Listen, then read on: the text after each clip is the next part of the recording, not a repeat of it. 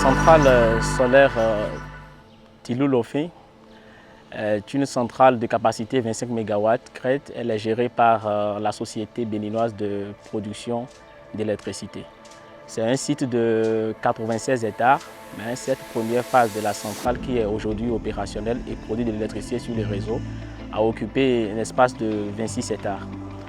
Actuellement, le site est en cours d'extension pour passer de 25 MW à 75 MW et ces 50 MW supplémentaires seront disponibles à l'horizon décembre 2025.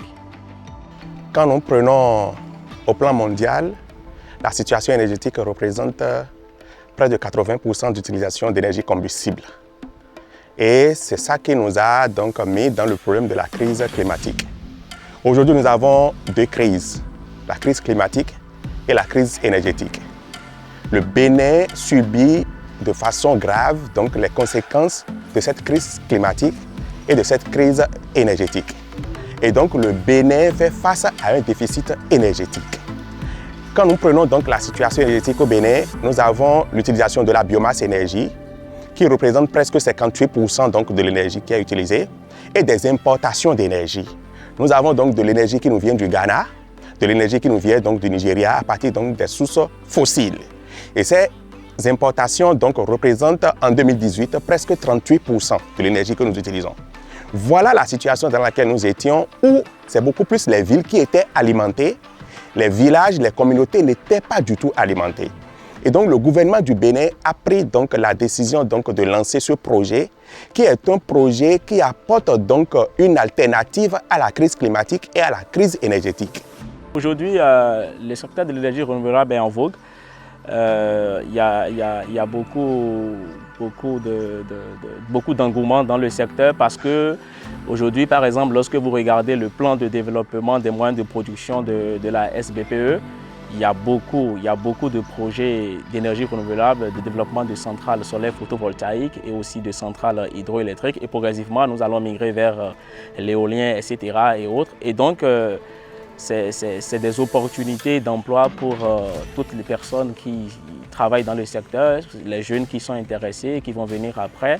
Ce genre d'initiative pourra créer des emplois pour la jeunesse parce que dans un premier temps, ces jeunes-là pourront être formés et seront à même de procéder à des installations électriques et aussi de développer leurs activités connexes.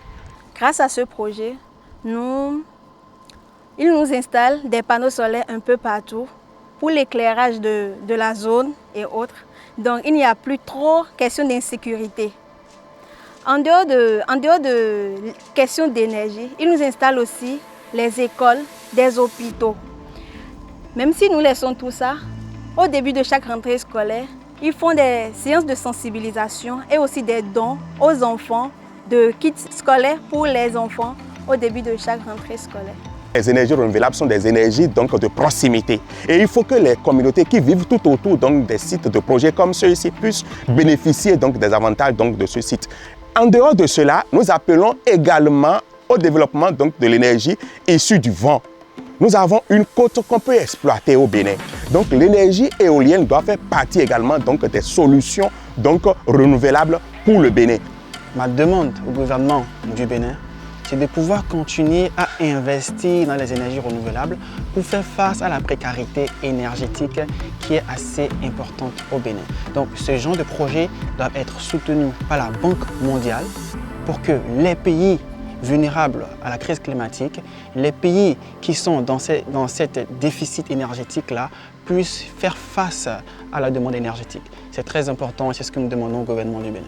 Le 100% énergie renouvelable, c'est notre message. Nous demandons que le gouvernement béninois donc, mette l'accent sur le 100% énergie renouvelable à tous les niveaux et que dans les contributions nationales déterminées, que l'accent soit mis sur les énergies renouvelables et que véritablement les populations puissent ressentir, donc que les populations comprennent déjà qu'il est important d'aller aux énergies renouvelables et que les populations donc, acceptent donc, que cette énergie renouvelable soit utilisée dans les ménages.